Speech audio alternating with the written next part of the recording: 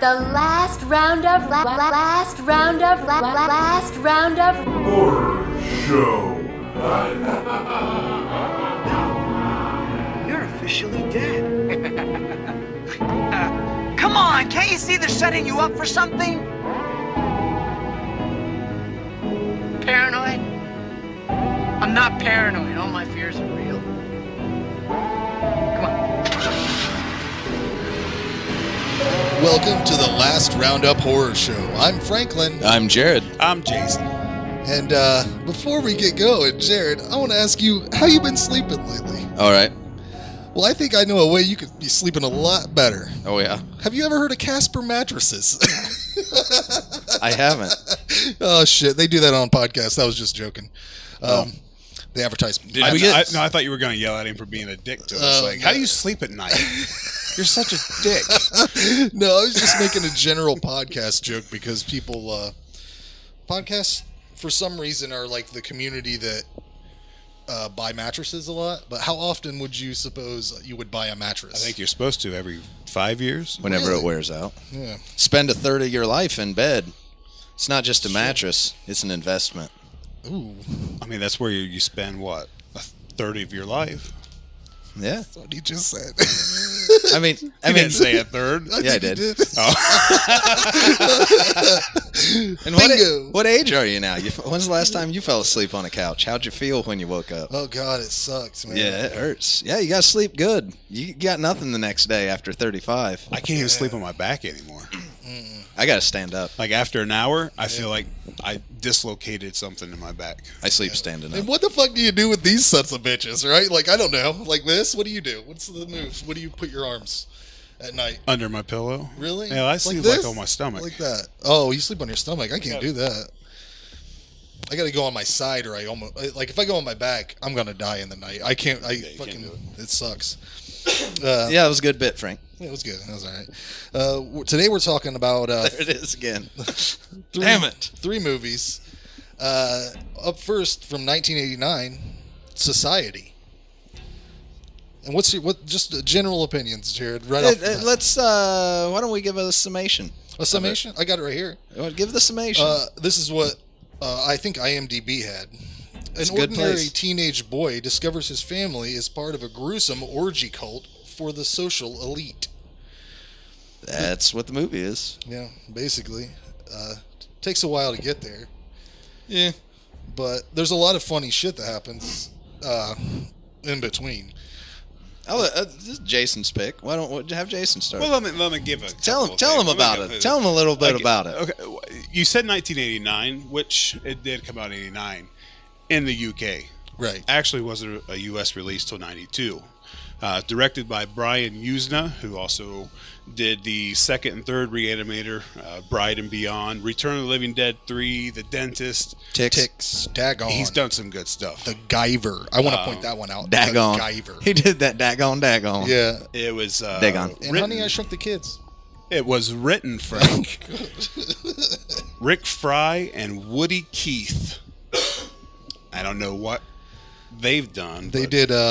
Rick is known for Bride of Reanimator. Oh, he wrote that? He wrote that. And Woody wrote the... No, they both wrote Bride of Reanimator, according to my notes. What's your notes say, Jared? They're familiar. You got a tagline? Stuff. You got a tagline on this? No, I didn't get that. In Beverly Hills, what you fear is only the beginning. Damn. It's wicked. Is that the only one? They only have one? That's the only one I found. Did you Distributed by Wild Street Pictures, and this wasn't released. Released. This wasn't released on Blu-ray till 2015 by Arrow Video, and it's beautiful. Beautiful. Did you know who did? Do you know who did the special effects on this one? I seen it, but I didn't. A guy by the name of Screaming Mad George, who did work on Nightmare on Elm Street 3 and 4. Yeah, that heater hums. Got me hot, Jared. It's going through the whole beginning. Frank. Nightmare on Elm Street 4. And 3. And 3. Freaked, An American Werewolf in Paris, Predator, Poltergeist 2, and Big Trouble in Little China. Ooh, and what was it? What is it? He's the guy that did the body horror effects at the end. Yeah. So, how old do you think the main character was when he played this teenage boy? You're asking me a real question? His name's Bill Whitney. The I character would Bill say Whitney, played by Billy Warlock. 28. You hit it on the head. Oh, that's how he looks. Yeah. Did you also think he kind of looked like a lost Sheen? Like he looked I was the gonna hair of Emilio, but the voice of Charlie. I was gonna say if you put Michael J. Fox and Emilio Estevez I had together, it written right there. it sounds just like Michael J. Fox. I kept waiting for Doc. Yeah, a hair of Emilio, voice of Charlie, and a Marty McFly vibe. Frank's putting together his perfect man. Yeah, I would give him a 10. No, but my favorite line in this movie is when Billy and his girlfriend are at school, and he says, "I'm trying to tell you something here, and all you're doing is giving me a bunch of shit." I laughed so fucking hard because I've said that to somebody before. I felt his pain. So what was your favorite scene? Because I know what mine was. There's so much that happens at the end. Are you considering that one big? Yeah, long... just the end is what I would go for. The end. Okay, your favorite shot. That's what I guess I should get to. Your favorite shot when he goes in the bathroom and sees his sister taking a shower. With like her tits on her back. You get to see tits and ass. Oh, here we are. Heyo. I'll tell you what. I liked when they were. What did they call it? The shunting at the end. Yeah. When they had their mouths like suction cupped to the body or whatever. Mm-hmm. But that also at the end, it got a little bit weird and gross with how many lubed up old naked people there were. So, but of course, I took that as part of the horror. So, but also very not what I wanted to see. When he pulls, what's his name? The tycoon. The tycoon. Yeah. Ferguson. When he pulls him inside out. That was awesome. The fingers out the eyes and the eyes pop out. That's what I would say is the best. Yeah. I mean, overall, I would say the ending's very erotic and sultry. If you want a sex scene, ladies and gentlemen, check out Society. But overall, I think that I'm right in the middle on this movie because I thought it took a while to get there. But once it got there, it was fucking wild. And you can't go into this thinking it's a serious movie. No, but you know what? Like the music it seems like I'm watching something different for some of it. Like it almost seems like you're watching a soap opera or something. Like, do you know what I'm saying? Like my problem with the movie was it pulls in two different directions of something that doesn't go together. Like all the head games they play with Bill Whitney, they shoot it like they're actually trying to make it Cronenberg-y. Right. Like they're trying to do this big head trip. But it's so Ticks, Bride of Reanimator definitely, camp that they should have chose one direction or the other. And honestly, they didn't have the acting. No. To pull off, like when you're trying to do some kind of serious psychological type vibe, and you got Emilio Estevez with Michael J. Fox's voice saying, dude, that hair I'm was trying fucking to tell you Emilio, something and you're man. giving me shit.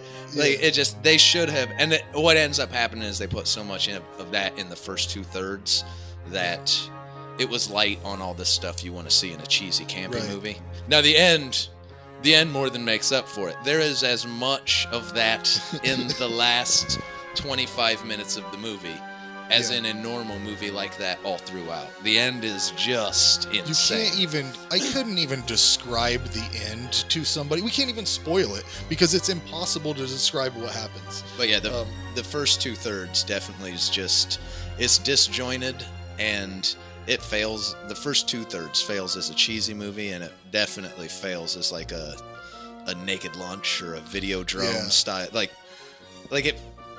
It's weird to even say. It doesn't fail. Yeah, the first 2/3. I disagree. Yeah. No, it doesn't fail. Yeah. No. It doesn't pull either one of those off. But But to say fail. I enjoyed the first part of the movie because it reminded me of something you would watch late at night on Cinemax, like that would be late on night on Cinemax. Yeah, if there would have been more stuff like the end through the first two thirds, this was a late night from. It would be a fantastic all the way through cheesy movie. Right. But they pulled. I mean, there's only like 2 deaths in the first 2/3, and you don't see either of them. Right. Yeah. I mean, it really is just kind of rich people acting weird. Well, actually, the one's not even a death because they bring him in. It was at the faked. end. So what'd you give this movie? I give it a 6. I think the first 2/3 of it are well lower than that. I found the first 2/3 fairly boring, and it doesn't go anywhere. The end pays off in such a great way, though, that it definitely makes the movie worth watching. What'd you give it, Frank? I give it a 5 because, like I said, I was right in the middle on it. Like, I thought the ending was like that. Whenever he pulls his fist out of Ferguson and the lips just go, that reminded me of something out of Big Trouble in Little China. Yeah, I could see that. Exactly. And the whole ending, although it was the old dudes, that was fucking. I saw, like that one dude really took a long time to transform back into himself, and I thought that was a little bit not for me. But what can you say? I'm right there with Jared. I gave it a 6. I had to score it a little higher than average because through the whole first 2/3, I'm sitting there watching it saying, man, if this doesn't pay off at the end, this is not a very good movie. And I wasn't expecting it to. And then the end hits and it's like, oh, never mind. It paid off. Yeah, I didn't know neither of you had seen this. I thought for sure. Yeah, brand new to me. Yeah. Good. I would remember. You definitely would remember this. I wasn't sure how I missed it either. I mean, that's right up my alley. And Brian Usna was a name that I would, when I see his name on stuff, I would rent it. Maybe that's why I enjoyed it more than you guys, is because it was kind of nostalgic.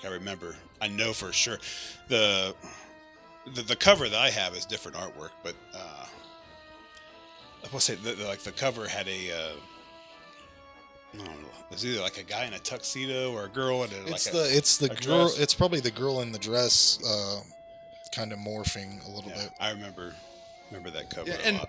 And I could see somebody with a Cronenberg vibe remaking the movie into something more serious, and it being creepy as shit. Yeah, I mean, if you know Brian Usna. Yeah. Come on, Jared, for confidence in it. If you know his stuff, you obviously know that he's not going to pull off anything Cronenberg-y. Right. It's not going to work. So I don't think the movie's a failure. Middle of the road. But I think what they did in the first half failed. Worth a watch. Watch this movie. If they could have spread that end throughout the whole movie, I'd have probably given it an 8. Yeah, everybody should see the ending at least. I mean, for God's sakes. I don't even think I still comprehend it. I don't know what's happening. I have an idea, but I don't know. I liked it. Anyways, it's wacky. We're up. What are we on to now? The news? Yeah, let's do the news. Let's do the news.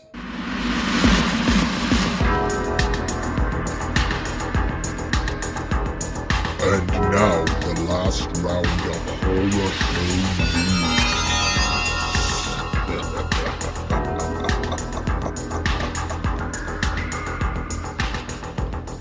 Not much has happened in horror over the last couple weeks.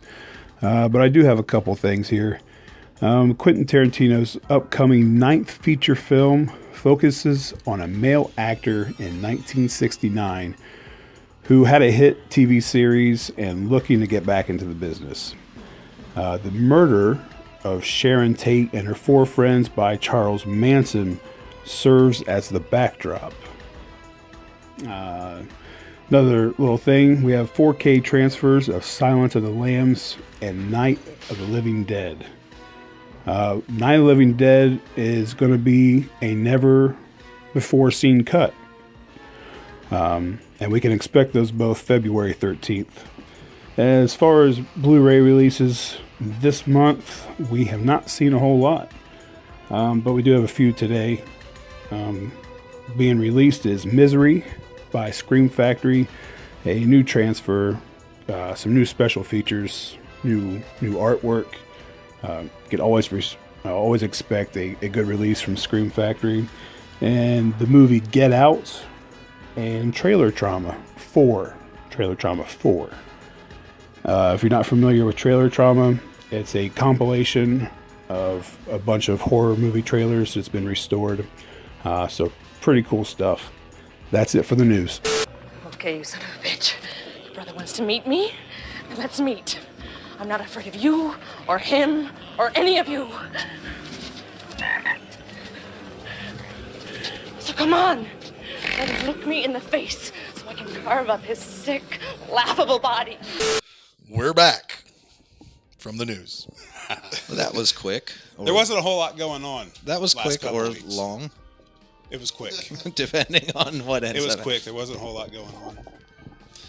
Well, now we're into 1990 and Basket Case 2. You guys are fans? I mean, Jason's a fan of the Basket Case movies. He just bought the whole bunch of them on Blu-ray. Well, let me explain that. Like, what I know, I wanted the first one, Right. and then, I like the first one pretty good. So I was just going to go blind buy part 2, and when I went to look, I mean, I could get all 3, the whole collection for cheaper than what I could have bought 1 and 2. So the third movie is just a bonus. So that's why I bought it. You got a summation on this one? Sure.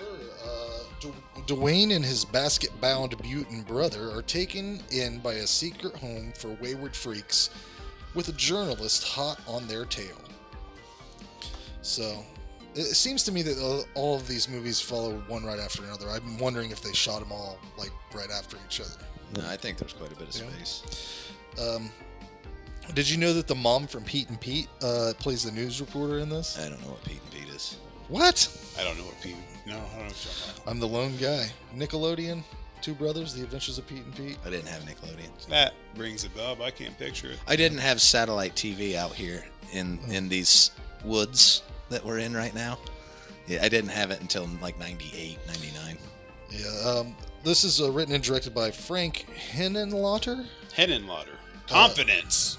Yeah, I have a hard time with that. Known for the Basket Case movies, of course, and Frankenhooker. And brain damage. Brain damage. Yep.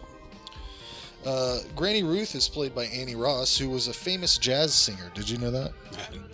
And first appeared on a little. I Rascals. did actually. Did you know that? No, I didn't know that. I don't know. I don't know what jazz you listen to. Did you know that the dude from Dawn of the Dead was in this? The Flyboy, Peter MG or whatever his name is. I didn't recognize Or it. David MG. He was the Half Moon guy. Why would they put him in the back? Oh, that's why. Why would they put him in the background though? That's why I didn't Why would he recognize put him like that? One of the Franco boys is also a freak, and Ted Sorrell. Which Franco boy? Tom Franco. Is that what we're calling them? Freaks? Freaks, or yeah, that's what I call I was them. going with monsters. They're people, Jason. Ted Sorrell, do you know who that is? Have you heard that name? He's in From Beyond. He plays Dr. Pretorius. Gotcha. He plays Phil.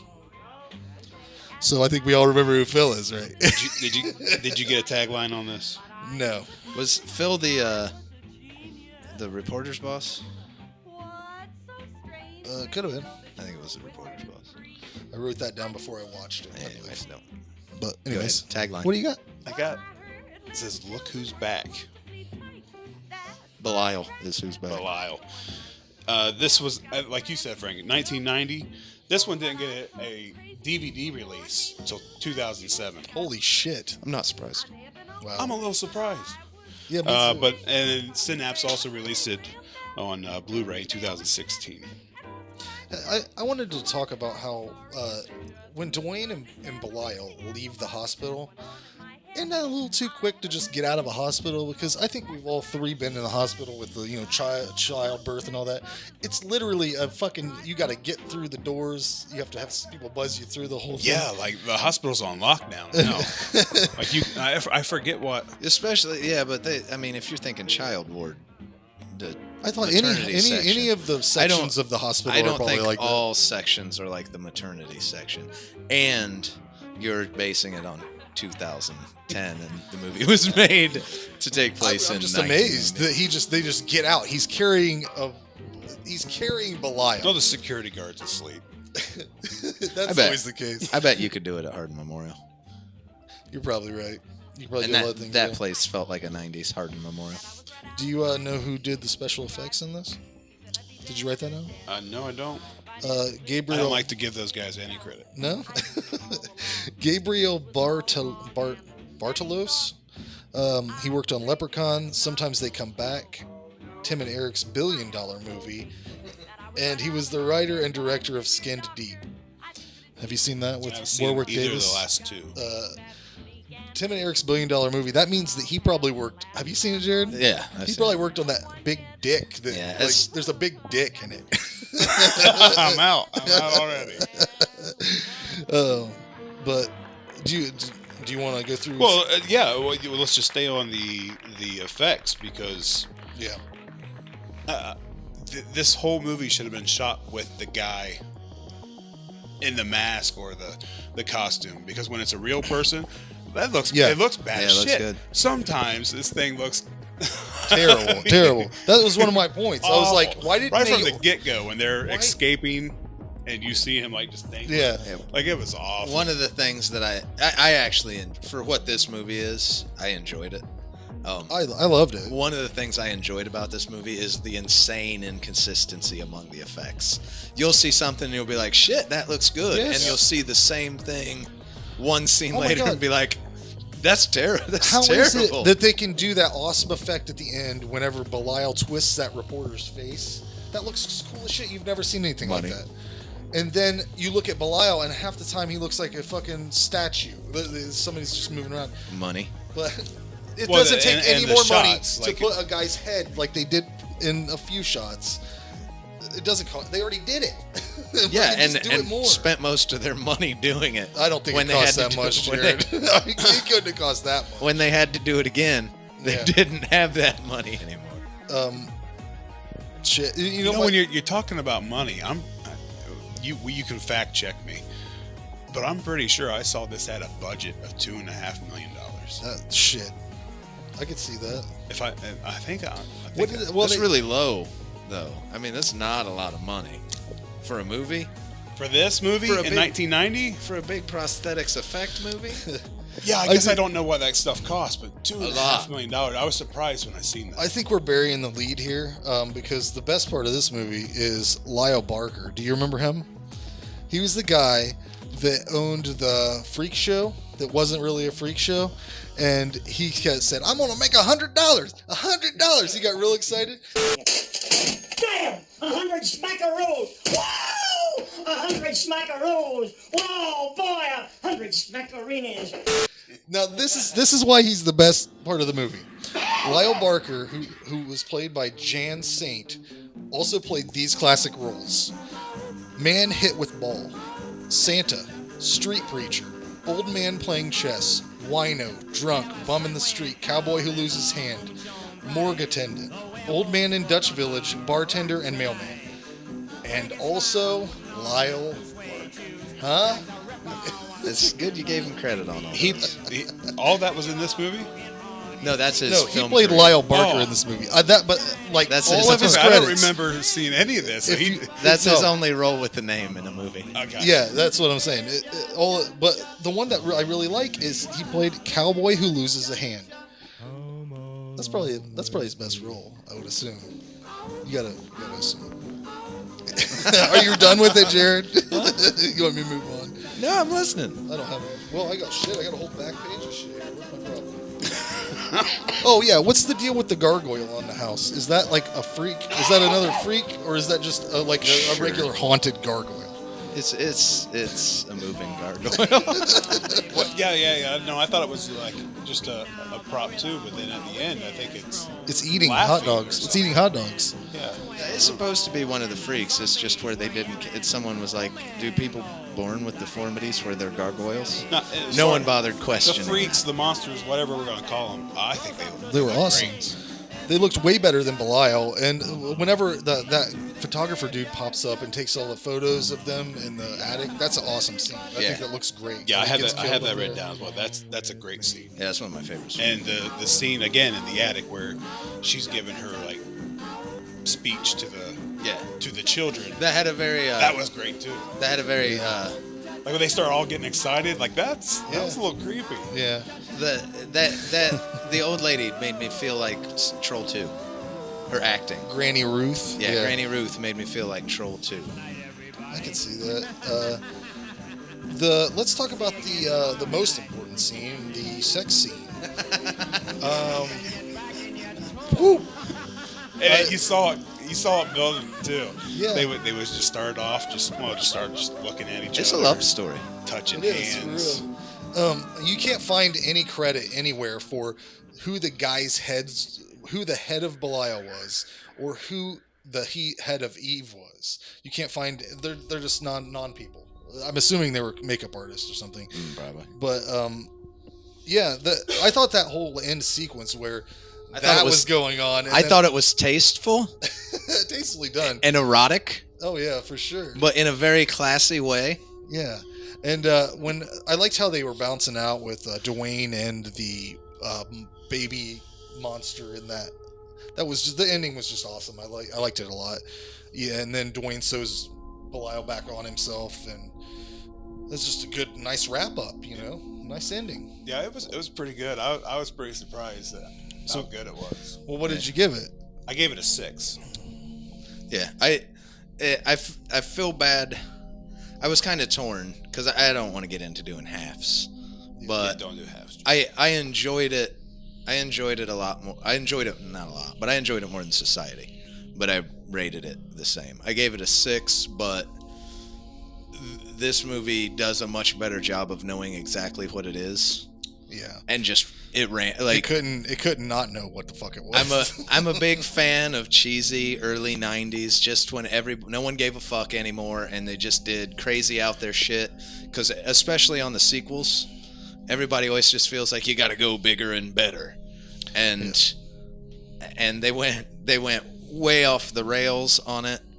Like the freaks in the attic, I love how they look, but there's like the dude with the tiny body and the big head. Yeah. And it's like there's no way anyone looked at that and was like, we're going to make a seriously scary movie on this. the frog, man. Yeah. The frog is way out of line. But I give it a 6, but I give it a really strong 6. Really strong, closer to 7, 6, because it knows what it is and it's enjoyable all the way through.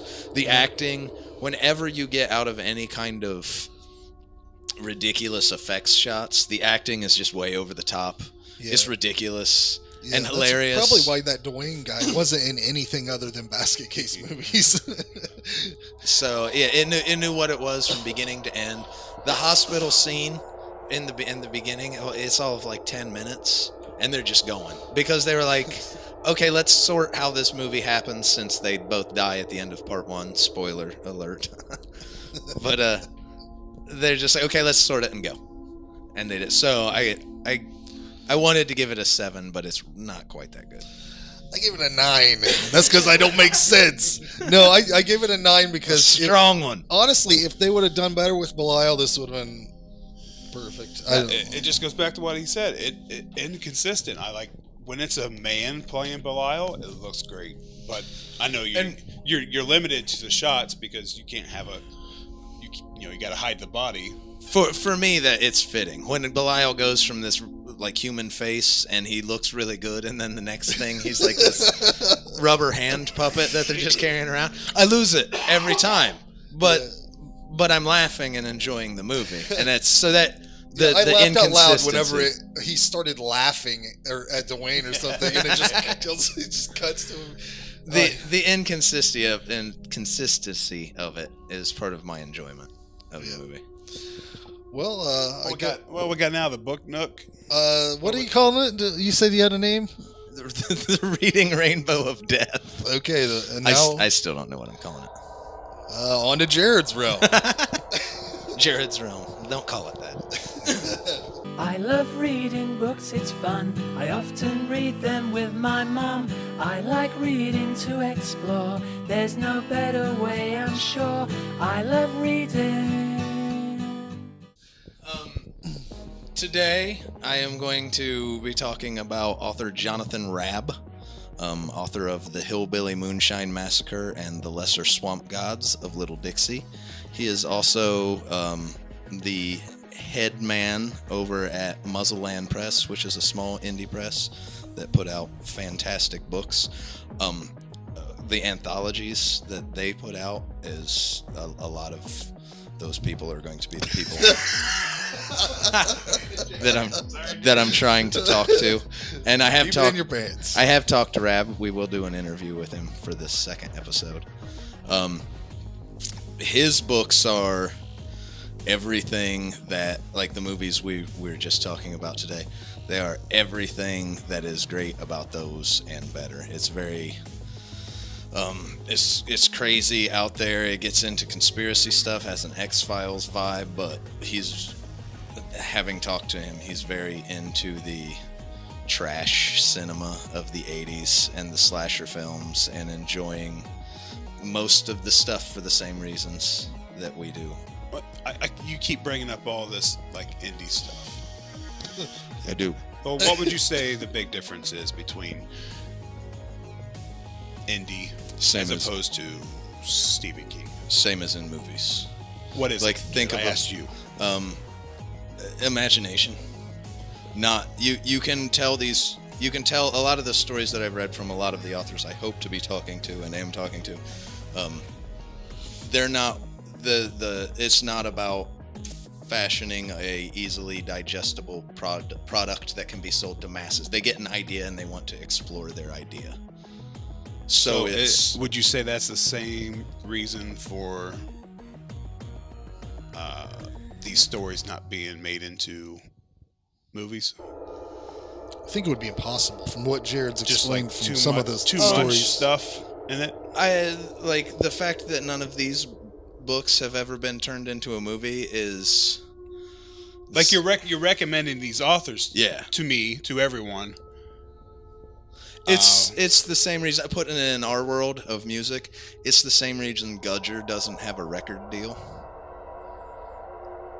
Why is that? They're plenty good enough. It's just like anything else. You're giving me examples of stuff, but I don't know the answers to any of these questions. Like anything else, it's who you know, knowing people in the business. So you don't think you don't think the content, you don't think the stories are just too far fetched? Oh no.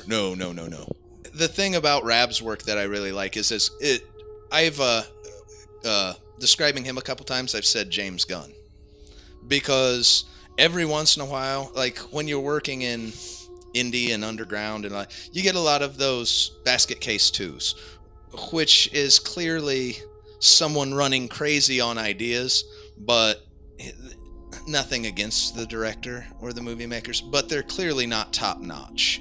Most of what they do here we go. Most of what they do isn't running on their competence at their job, but their ideas. So what I really like about Raab is he doesn't need the excess and crazy to be a good author. Not everything. He's wrote a couple war stories. Not everything he writes is out there nuts. He can just tell a good story. He happens to like crazy 80s trash cinema. So it's like Slither. I always think of Slither. Like, you have someone who is very good at what they do that happens to like this insane genre that most of the time is just crazy ideas and semi-competent people doing it. Hillbilly Moonshine Massacre is great because it's a very talented writer exploring these crazy out there world that people don't touch. But it's aliens and Satan worship and sacrifices and government conspiracies and shadow governments and drug trips to fight aliens on the astral plane. Like, it's all of it. Wow.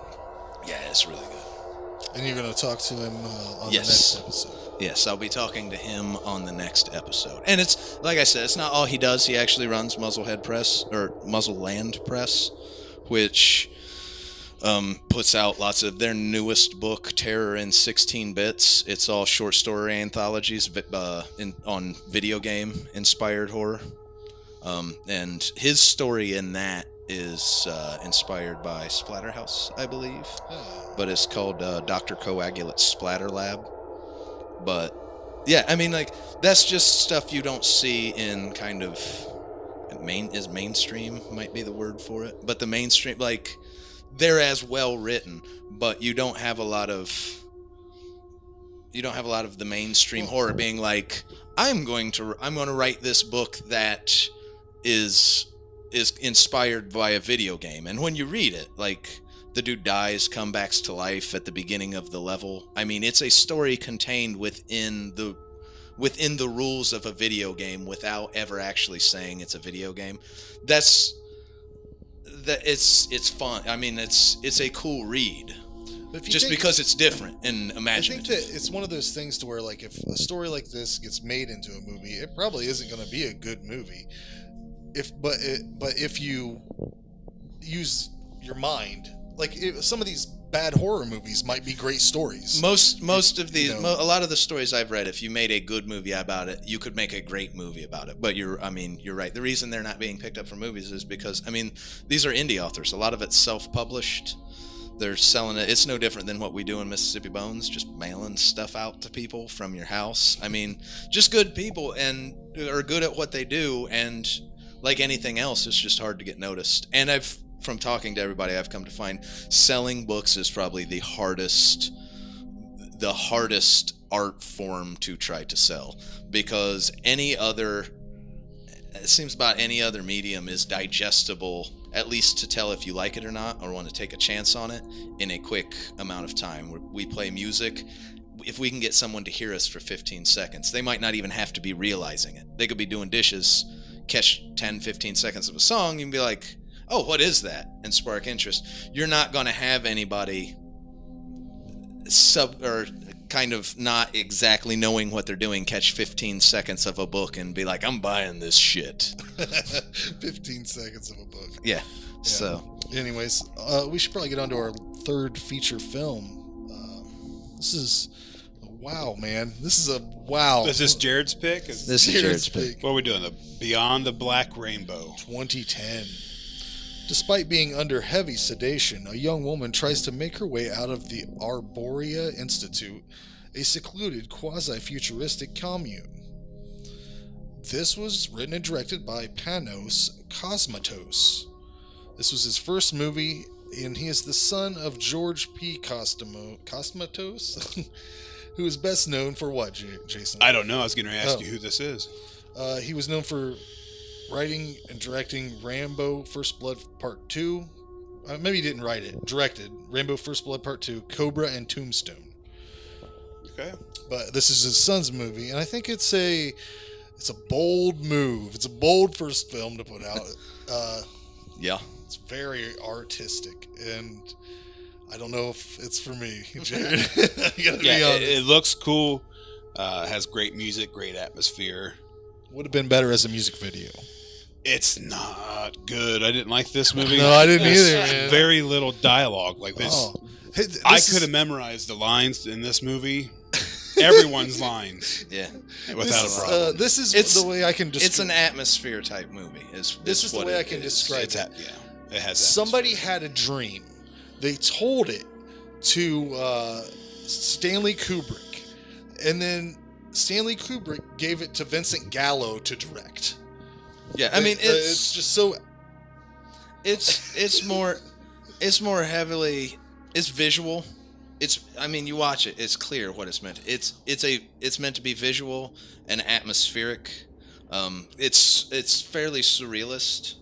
I mean, it's not a here's a plot movie. We're going to tell this. If you're going to take acid, go ahead and take acid This would and be then fitting. watch This this. would be fitting for that. Kids, if you're getting into pot nowadays, this would be good for you. I don't know. It's kind of like one of those movies we would have watched when we were 17. This took an hour and 30 minutes before I felt like anything actually happened in the movie. It's an hour 50 minutes long, so it's long to begin with. I feel the same way I do about 2001: A Space Odyssey. About this movie, it's like just long and very artful.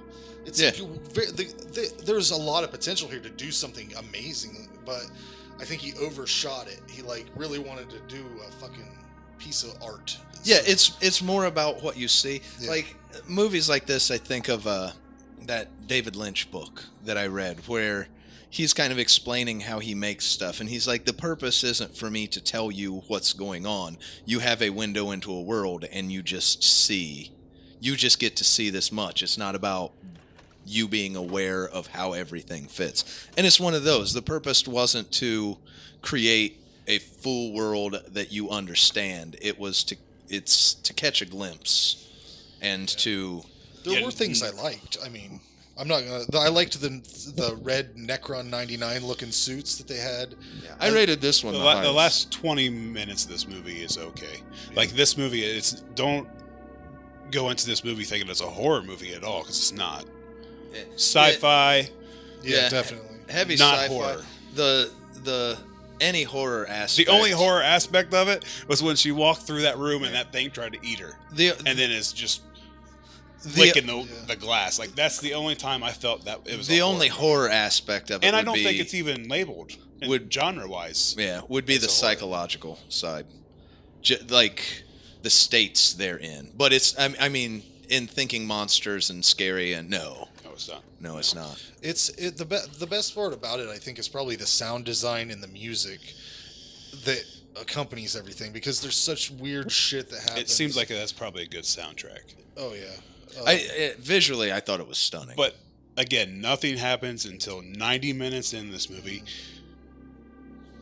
There's a small part where it's good, but then at the end, are you kidding me? That's how the movie's going to end. Oh, with the that's just my big hitting his head on a rock. Hits his head on a rock. Are you kidding me? Yeah, that's my an hour and 15 minutes for that for him to hit his head on a rock.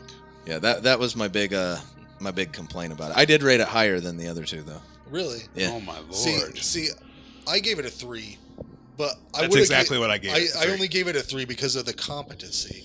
If this was not put together well, I would have not even given it a rating. Looks good, feels good, sounds good. Put it on in the background while you clean your house. That's as far as this goes. Yeah, I gave it a 7. Wow. I'll probably watch it again. I could see you liking this because it seemed like something. Like it seemed like.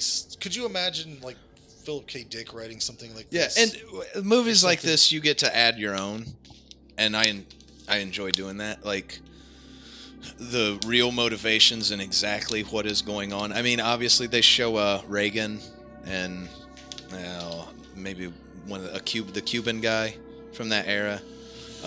So you know it takes place in the 80s, but like you get to add your backstory because they don't. Other than there's a doctor that's trying to come up with drugs to make humans more human. I mean, it's basically that kind of story. We're making humans better than what humans are.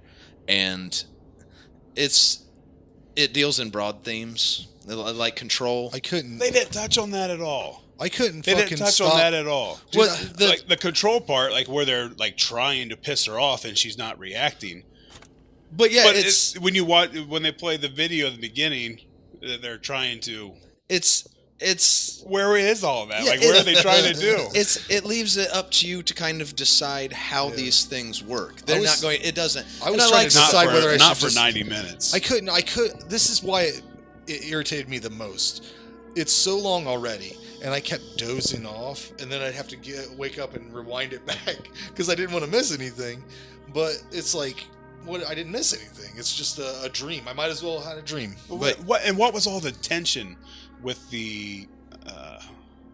Was that his mom? The woman that he lived with. Yeah. Like what?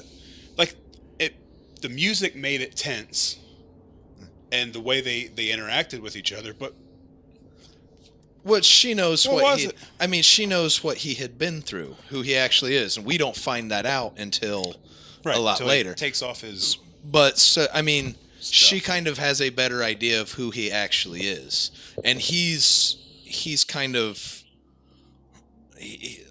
character-wise wearing a mask through the he's putting on and she knows, so it's always tense because he's to the point to where he's doing it all the time, even around people that. So she's, I mean, like they don't, and I agree. I mean, the movie, it doesn't explain it to give it to you to be like, in this movie, this is why, but it gives you plenty enough that you can make your own. You can make your own judgments. If they weren't, the camera movements were and I like that. It was like everything was slowed down. And it seemed, I swear to God, and maybe they did this for just for the way they wanted it to look, but it seemed like the camera was out of focus a lot. Yeah. I think that might have been on purpose. I hope to God. It had to be. Like, otherwise, I'm giving them competency points that they don't deserve. There's a lot of symbolism in it. Probably stuff you'd have to, like, I couldn't even sit here and name it all off because I know I missed a lot of stuff. Sometimes there was 6 or 7 things happening all at once. A lot of, it's that kind of stuff. Anyways. That you know, the camera being out of focus the way is to make things feel off kilter. It's an atmosphere movie. It's meant to put you. They hit that. It's meant to put you in the vibe of where the story is, but that's it. What'd you give this? I gave it a 7. My big complaint is him at everything at the very end. They finally meet up at the end, and he trips and hits his head on a rock and dies. Is a terrible ending. Honestly, story-wise, when she got out, I felt like that was a movie's end. So it didn't kill the movie for me because everything after she got out and is walking away, I was fairly done. Anyways, I felt like that's a good ending. That would have been a better ending. She made it and got it free. So I still would have been angry. It didn't, but it's better than what happened. Why couldn't they? That part at the end didn't ruin it. They could have pushed him off a cliff. Weren't they on a fucking cliff? There could have been anything better than a rock. She could have hit him with the rock. It's like they only added that little bit past her escaping just to have the kill scene with the guys around the fire. Yeah, and the only thing I can think is all of a sudden that felt like a normal world and a normal movie. And if maybe they added that extra bit. I mean, obviously this movie had no time taking its time trying to setting up anything it wanted to do. It's like, okay, I want it to feel a little bit like this. Okay, I'll take 20 minutes to do it. So the ending might have been, it's like, okay, she made it out. Now let's make it feel a bit more normal. And we'll just add this 15 minutes on the end, even though we could have done it in 3. Yeah. But 3's right. But yeah, I really enjoyed it. I thought it did a great job of setting the mood. I was in the story the whole time. I liked that kind of out there. Yeah. Different strokes. I knew Frank wasn't gonna. The whole time I'm watching this movie, I was like, Frank's probably yelling. I wasn't yelling. I was just, like I said, it's like someone telling you a dream. I was like, I'm always a sucker for those stories that are where someone decides they're going to make people better than what they are, and then you kind of succeed with it, but then they want to control it and want it to be what they want it to be, but that defeats the whole purpose of doing it because you can't make something better and then have something inferior controlling it, so everything kind of falls apart. I'm always a sucker for those movies, and you pulled a lot from this movie. You pulled a lot from it. Yeah, there's a lot in it. If you're not into there's not a lot in this movie. If you're not into You have to make this movie in your head for there to be anything. If you're not into thinking about those kind of things while you're watching a movie and letting that be the main purpose of it, it's definitely not your movie.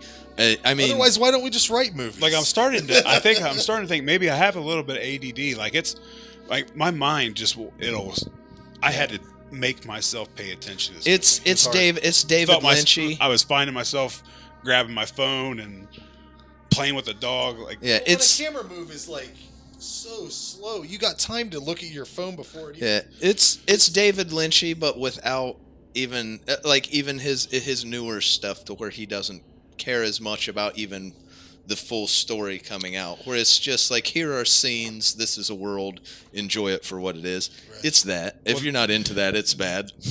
I wish people would listen to this and watch movies that we tell them to watch, or watch movies that we talk about, because this is definitely one I would like to hear people's opinion on.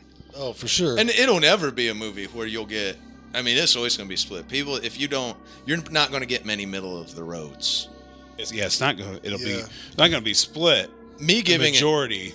Me giving it a 7 is probably rare.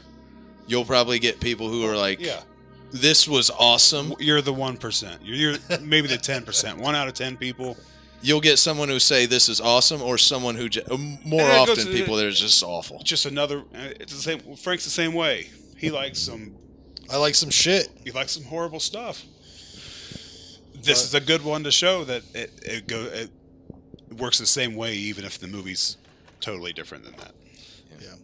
Anyways, guys, thanks for listening.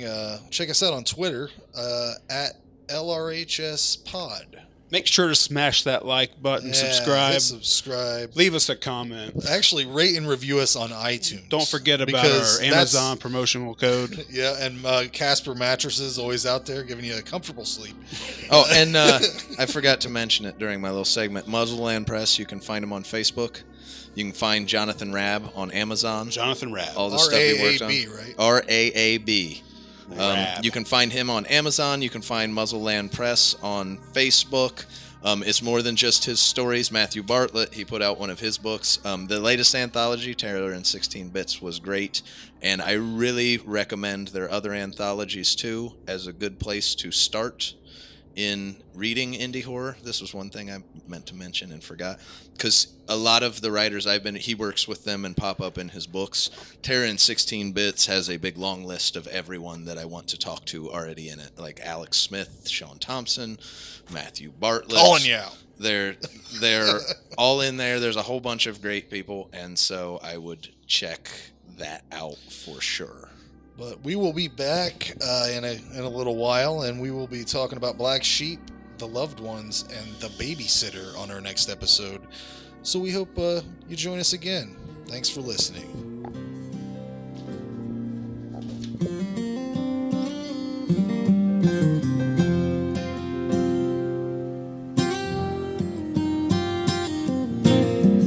No, you stupid motherfuckers. This is a ZTO TV podcast.